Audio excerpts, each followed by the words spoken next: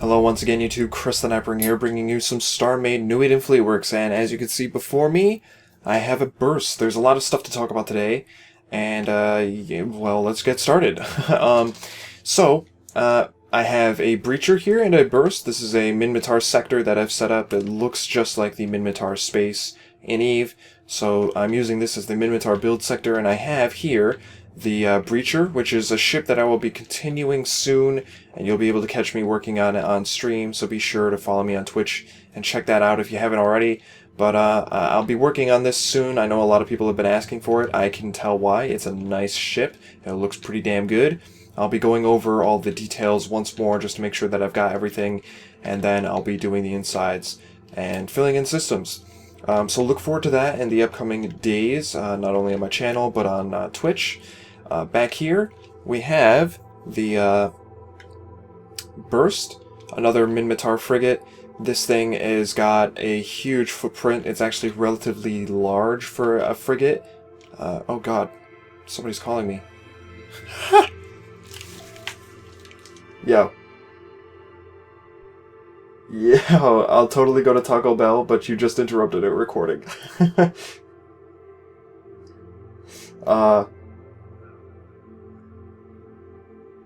Okay, well, when, give me like 15 minutes, not even, and I'll be over. Sweet.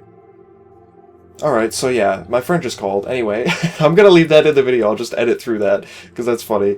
I wasn't expecting that at all. Anyway, what was I saying? It's got a huge footprint. It's actually, these two ships are relatively huge for frigates, because most frigates are like the size of this back body section, if not smaller in some cases. So these ships are like really fucking big, but they'll have similar stats to the other ships. So, you know, there's a lot of space in some areas where I could fit modules and all that type of stuff, and some other spots where it's actually really tight. So, you know, I'll be working with this and trying to figure it out. I'm actually kind of skeptical as to how much I can do with this ship, because there's, sure, there's like lots of big empty areas where I can fit things like thrusters, but like, there's also areas where it's very small and thin and I can't fit that much in here. So I'm not sure what I'll be able to accomplish. I did redesign the interior. The way you get into this ship now is through these doors here instead of down here, which is where they were before. I don't know if anyone really knew that. I don't know how much of that I showed off in the past. But this is the new entrance. It's kind of unorthodox because it is a cargo bay entrance. So maybe I will put up some sort of staircase or something. I don't know. Maybe if I had like a ladder block, that'd be great. But that's not really necessary at the moment. It's just that's how you get into the cargo bay. You'll be able to go up here, which leads to the core, and up here, which leads to the cockpit, which has, oh god. From here, it's actually not a bad view. And I'm thinking I'll get rid of this, actually, I don't know. Should I get rid of this computer block, or this camera block? That's the thing. I like the idea of having a nice seat, but I also like the idea of viewing the ship from the cockpit. Because look at this view. It's so crazy. All the colors, the orange. It's nuts. It looks really good. So, I don't know. Tell me what you think. I cannot wait to detail the inside of this ship, because detailing Minmatar ships has actually sort of become my forte somehow. It turns out that I'm really good at detailing those ships in particular, and that's probably because there's a lot of stuff to detail. There's a lot of greeble. I mean, look at this panel here. That's all greeble. Right here, it gets a little complex with the layering.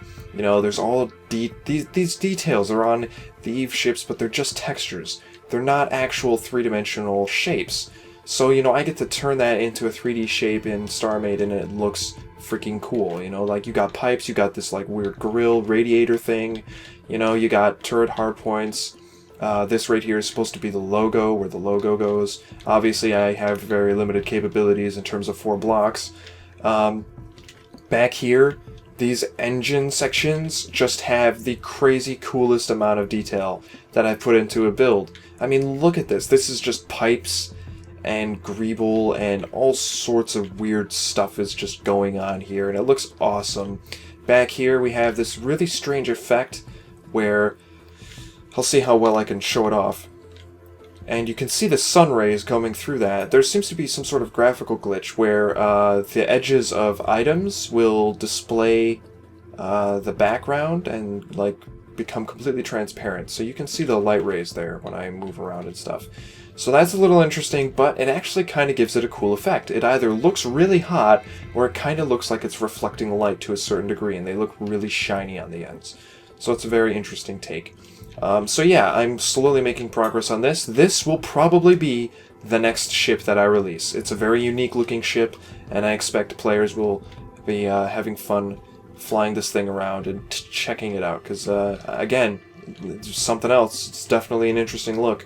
And this ship again will be something I work on soon as well.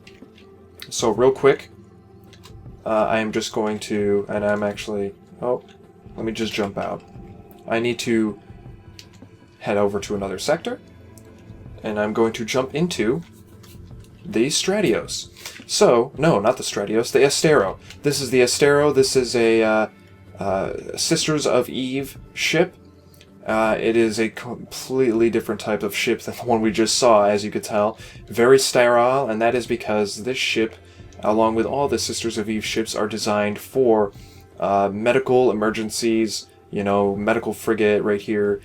This one over here is a cruiser, and it's, again, going to look very similar with the white and the red, which represent that, you know, medical type of ship that we are all, you know, we have applied a stereotype to a typical medical ship, right?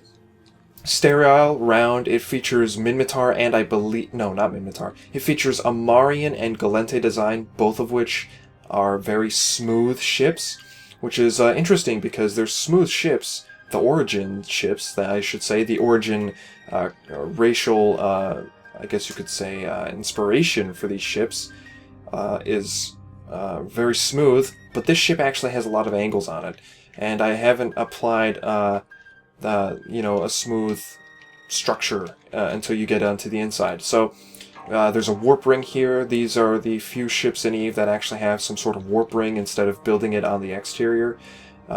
There's all sorts of sensors on this ship because these ships are also used extensively for exploration and salvaging operations. These things right here used to be like medical pods. I don't have room to fit anything in them on this ship, but essentially these would be like quarantine bays where people would be able to either save themselves if the ship was going down, or to put other people into if they needed to be quarantined, and if need be, I suppose jettison them into space, which is fucking hilarious. Anyway, there's a drone bay. It connects up to the cargo bay, and there's not much else going on in here. You can see all these stats for this ship, which is extensive for a frigate. The jump drive computer, piercing effect computer, because this ship has a 4% bonus to armor resistances, something that I've demonstrated in the Amar video, the Amar Imperor. This here is the cockpit and pod area. There's a scanning computer, and down here is the living quarters for the few crew that would man this ship. So, overall, very basic internally in terms of design.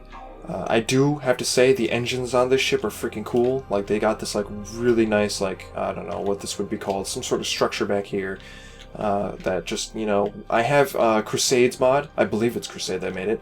I have his mod where he's made bigger thruster plumes, and when those thruster plumes activate on this ship, you know, they extend back here, and they actually peak around here, and they come through this area, and it actually looks really great. So that's really awesome. You guys should all get that mod if you haven't already.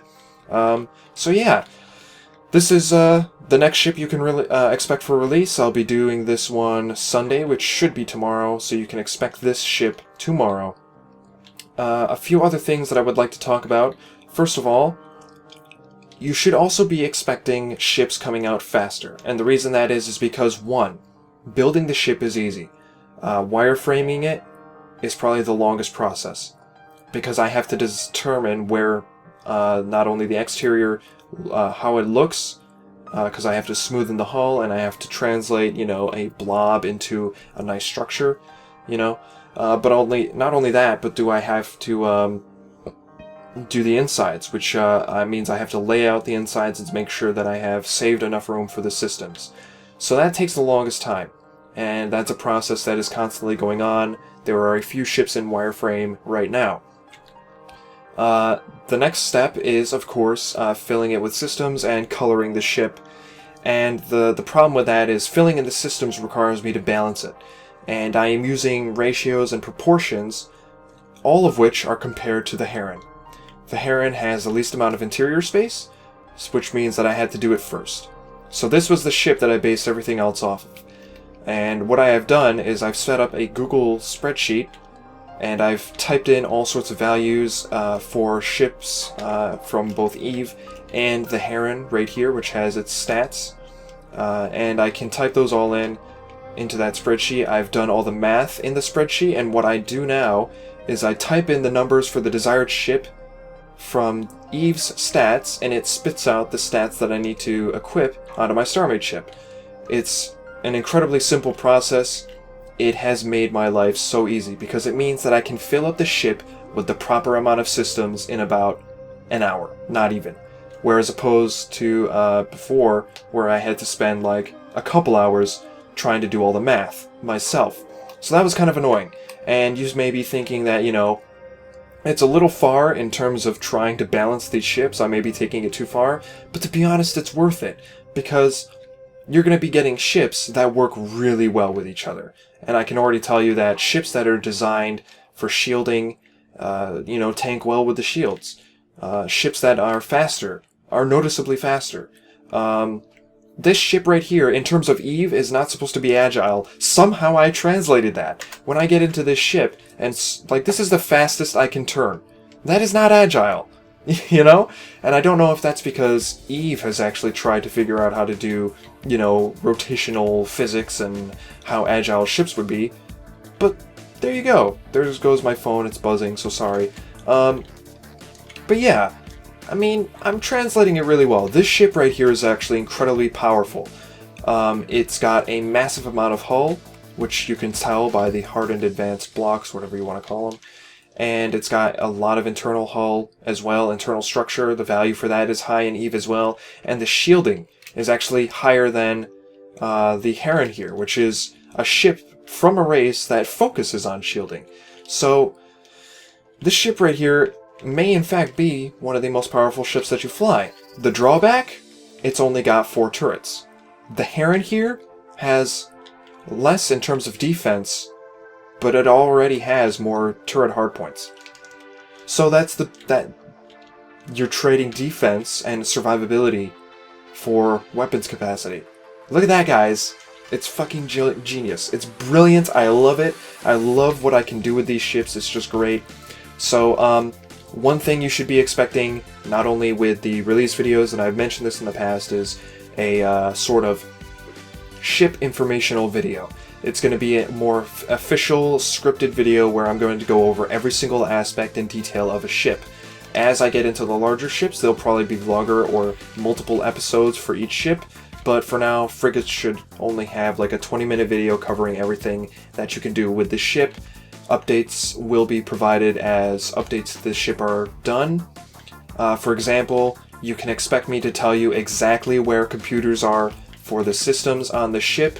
You can expect me to go over all of the stats and fittings and bonuses to the ship, regardless as to whether they are installed or not. You can expect me to tell you how much cargo space is here, both in a physical sense and a Plex storage sense.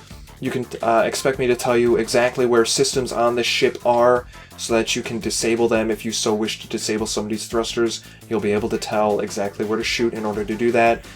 This warp ring here would obviously be the target if you wanted to disable the warp capabilities of the ship.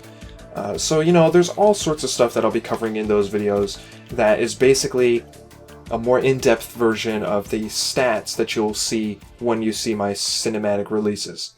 So, that is the ship you should be expecting for tomorrow. I kind of wanted to talk about the Steam release and, you know, future plans, and I guess I can do that real quick. It's going to be quick. Steam release. I plan on doing, you know, more stuff with StarMade as often as I can. I have all sorts of videos that I still need to do. Station reviews. My station actually got into the trailer, so that's kind of awesome. Well, it is fucking awesome. I'm so... like, that trailer blows me away. Good freaking job, Bench. Holy damn. Anyway, so, you know, there's a lot of stuff that I have to do. Station reviews, I'm going to continue. I've been slacking. You'll be seeing more NEF, hopefully, just on a more regular basis, because right now I'm only posting like 3 or 4 videos a week. That's not enough.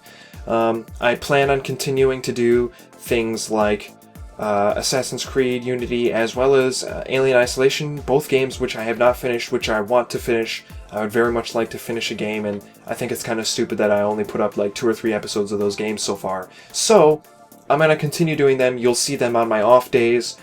You'll see, you know, them very often, and I don't expect a lot of you to watch it, but it's there because, honestly, I should just play another game for once.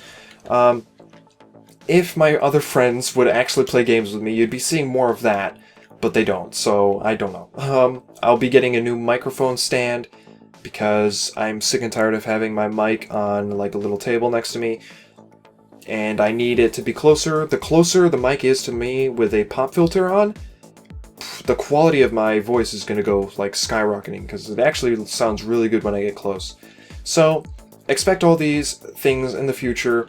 Again, I wish I would talk more about the Steam release and my plans, but I think I'll save that for another video. Expect more information to come down the line in terms of what I plan for all of that stuff. But for now, thanks for watching. That was the Astero and the Stratios and the Brewster and Burst and Heron. I am Chris the Nightbringer. If you haven't already, subscribe for more, and I will see you all next time.